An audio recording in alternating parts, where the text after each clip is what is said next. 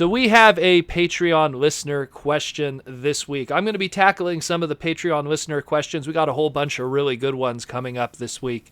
So we'll see what we could dive into, some of the really good ones. And as always, if you are interested in contributing a Patreon listener question that will be read on the podcast and fleshed out, just be sure to check out the Patreon link in the description below.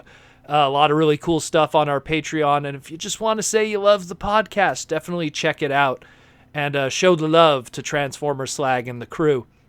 You know, we try to do this show as daily as possible, and all we need is a little love to help fund that craziness and the knowledge that we share. So the Patreon listener question this week is from MassiveGains, and he wants to know, is it worth it to buy or sell on eBay anymore? I recently did TFCon. I did get to see MassiveGains at TFCon. It was cool meeting you, bro.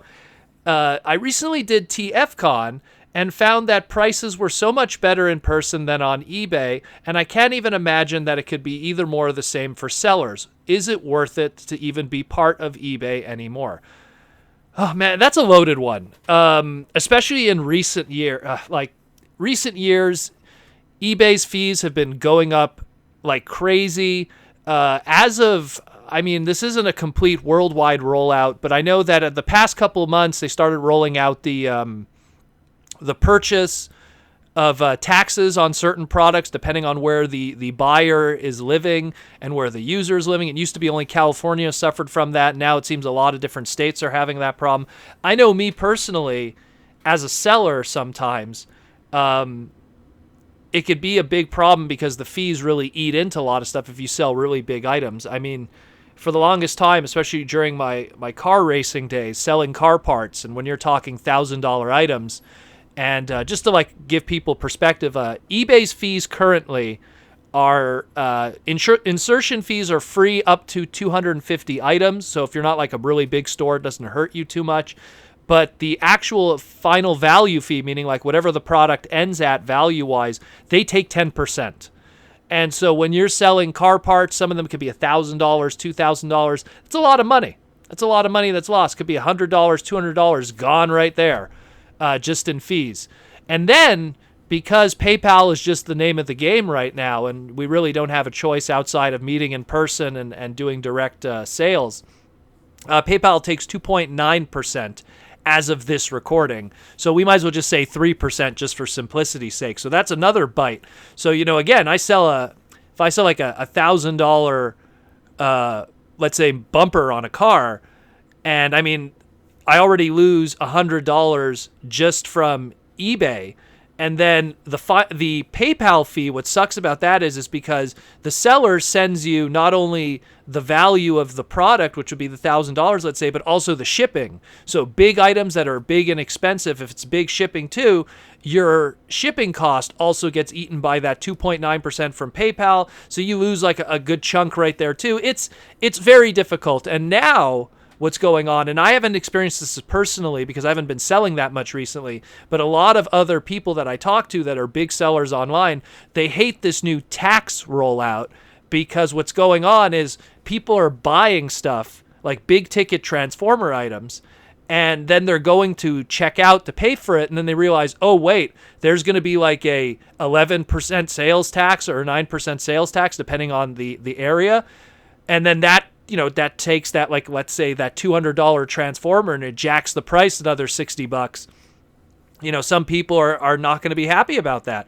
And then they end up canceling their bids because they realize that they can't afford it. And some people, unfortunately spend money they don't have. And I've seen that a lot in the fandom. So it's making being a seller on eBay very difficult right now because you lose so much just in fees.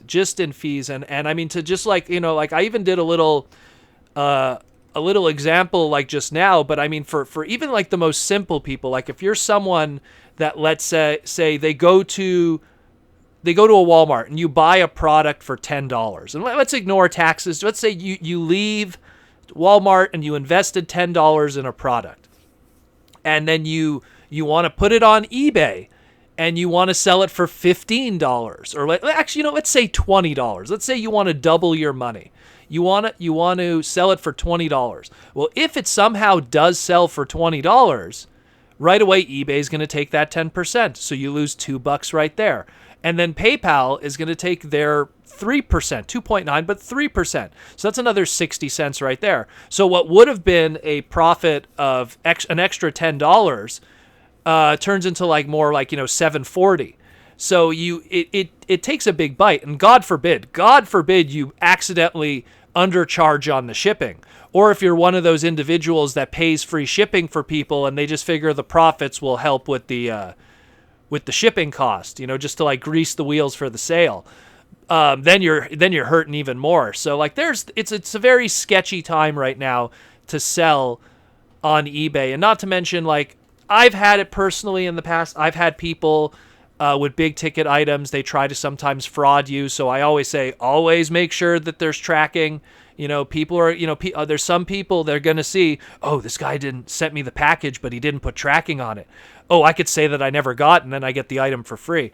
Like some guys try to pull that stuff. So you have to be very careful with that. I know that a lot of the Magic the Gathering people and trading card people that I've dealt with in the past, they've had a lot of problems with that because, they just want to throw their card in an envelope and just, not charge shipping, because you could just throw it in an envelope, ship it to someone, and then some very, for lack of better words, an asshole on the other side of the country could just go, oh, hey, he just sent it in a basic envelope. I could just say I never got it and get it, get that 50-cent trading card for free.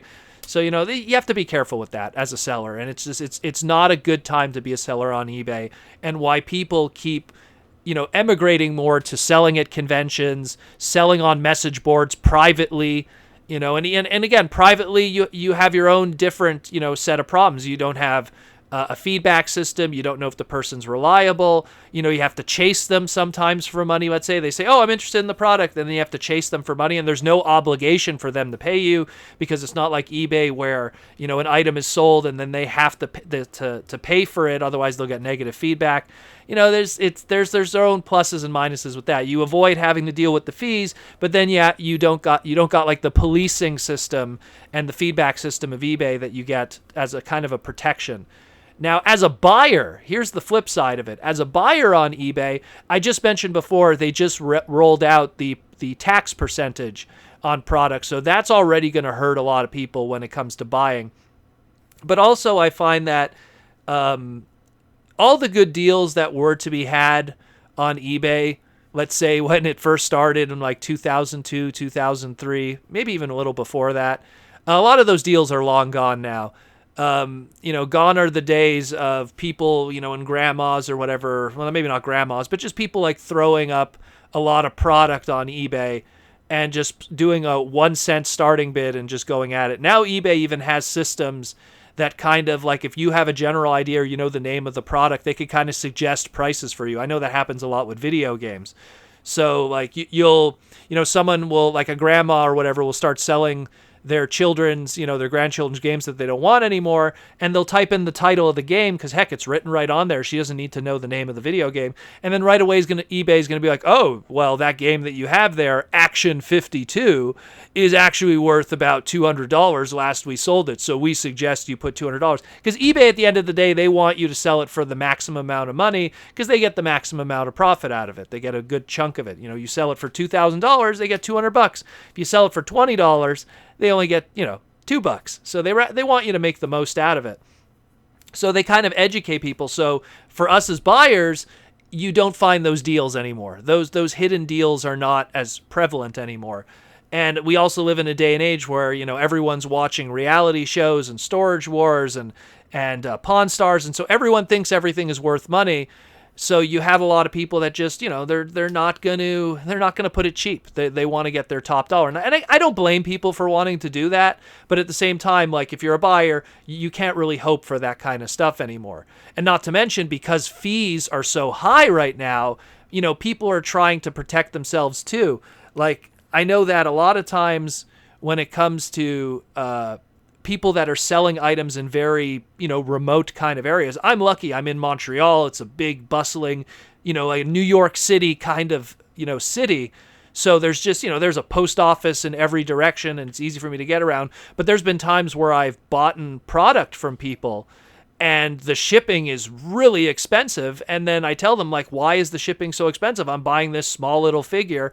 And they'll be like, well, I don't have boxes. The closest post office is a 1-hour drive. So they really play that shipping and handling card, so to speak, where they could say, oh, well, the shipping's this, but then there's the handling fees, having to drive to the post office, having to buy a box to ship it, and the shipping nuts or the bubble wrap. They could play that card if they want to, and you really can't argue it too much as long as it's not too exuberant.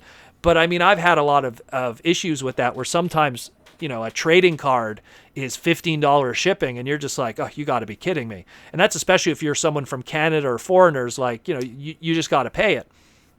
It becomes very difficult. And I guess that the last one I could just mention also is just that when it comes to also buying on eBay, the communication system is difficult too, where a lot of times people just, I've had it in the past where people don't even have a ask a seller question option. They kind of shut that off because they don't want to deal with it. And when you have people that have certain products that you might have certain questions about and they shut that off, well, that makes it difficult. And when you have an individual that they're sometimes the only person selling that product, that makes, someone like me who looks for a lot of really weird and obscure stuff, it makes it difficult for communication. And, especially if you live in Canada and, they say, oh, I don't ship to foreign countries, only the USA. And I try to explain to them, hey, I'm in Canada, I'm right above you guys.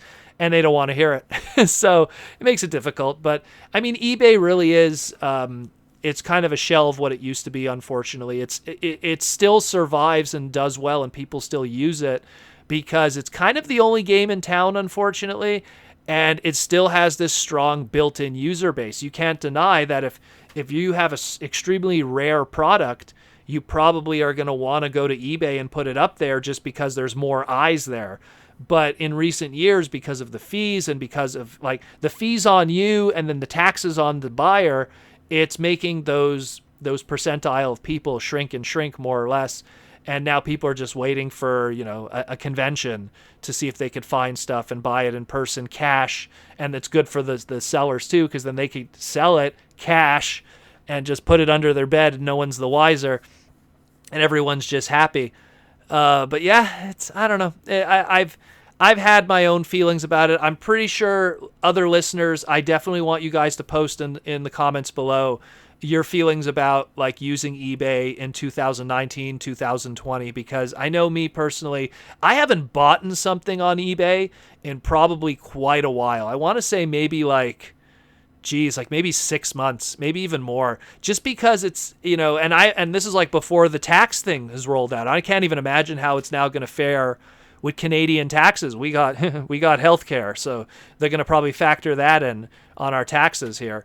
So it's something that I can't even imagine buying on eBay right now, how much more expensive it's going to already be with the Canadian dollar and everything else too being weak.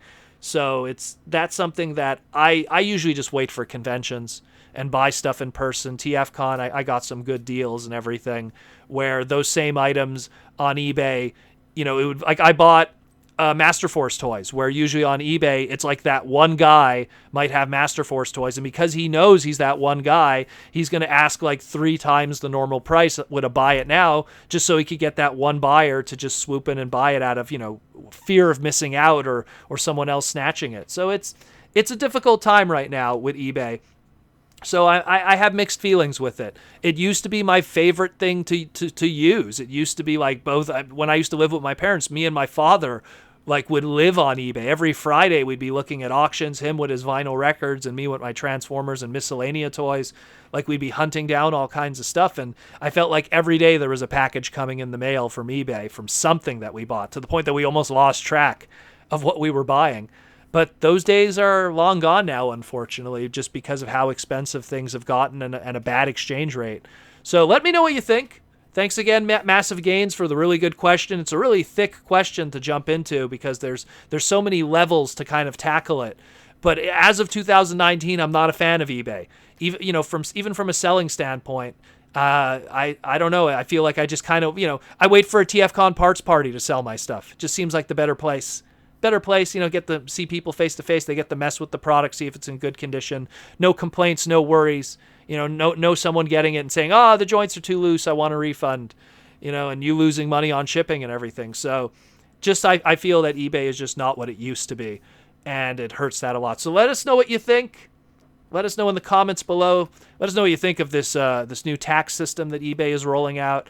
And if you're interested in asking a Patreon listener a question, check the description below, join the Patreon, and support the podcast. And let us know what you think, once again, about eBay.